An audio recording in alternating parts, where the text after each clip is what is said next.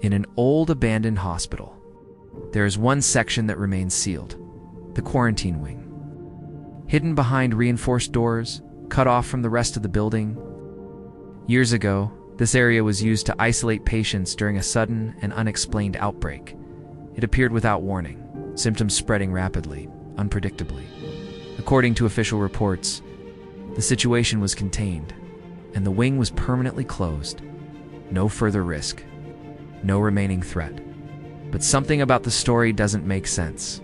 The entire section was locked down, without proper evacuation records, no discharge forms, no transfer logs, no clear documentation of what happened to the patients inside.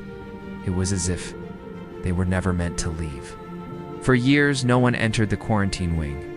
Dust settled in the outer halls. The building slowly decayed, but that section remained untouched until a team of investigators gained access. After decades of silence, after years of unanswered questions, the doors were still sealed, warning signs still in place, faded but readable. Biohazard markings, containment warnings, do not enter. When they finally opened the entrance, the air inside was different, stale, heavy, as if it had been trapped for years. They found the wing almost untouched, beds still arranged, medical equipment still present, monitors frozen mid-read, wheelchairs left in corners, everything exactly where it had been on the day it was sealed. But something was wrong. Something didn't match the idea of an orderly shutdown. Some beds were not empty, not occupied by people, but disturbed. Sheets pulled, mattresses shifted, restraints broken, straps torn from their anchors, as if something had been there, didn't want to stay. Deeper inside the wing, they found marks on the walls. Deep scratches, long, uneven, carved into solid surfaces, not made by tools, not consistent with normal damage. Some markings were too high, far above human reach, others too deep, as if something had pressed into the walls with force. The further they went, the more unsettling the atmosphere became. Temperature shifts in certain rooms, cold spots where the air felt wrong, equipment malfunctioning without cause, lights flickering. Even though power had been disconnected for years, silence. But not empty silence.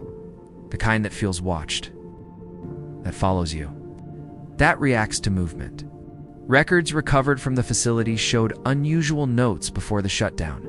Doctors documenting changes, not just physical, behavioral. Patients behaving unpredictably. Periods of calm, followed by sudden aggression. Moments of complete stillness, followed by violent movement. Symptoms that didn't match any known condition. No diagnosis confirmed. No treatment effective. And then the final entries. Short, urgent, repeated warnings. Do not approach. Do not engage. Then finally, a decision. Seal the wing immediately. No evacuation orders, no recovery attempts, just containment. Permanent, no further access, no public explanation. Since then, hospital has remained abandoned. Windows broken, walls decaying. But the quarantine wing, still sealed, still untouched.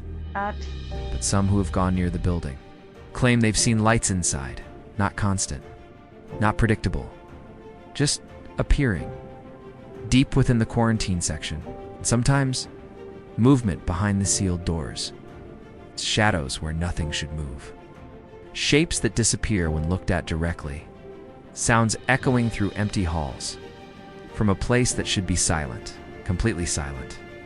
So what really happened in the forgotten hospital quarantine wing? Was it a disease? An experiment? Or something that should never have been contained? Tell me your theory in the comments. Subscribe to Dark Creatures 5-1, watch more long videos, and check the community quiz, because some doors are sealed for a reason.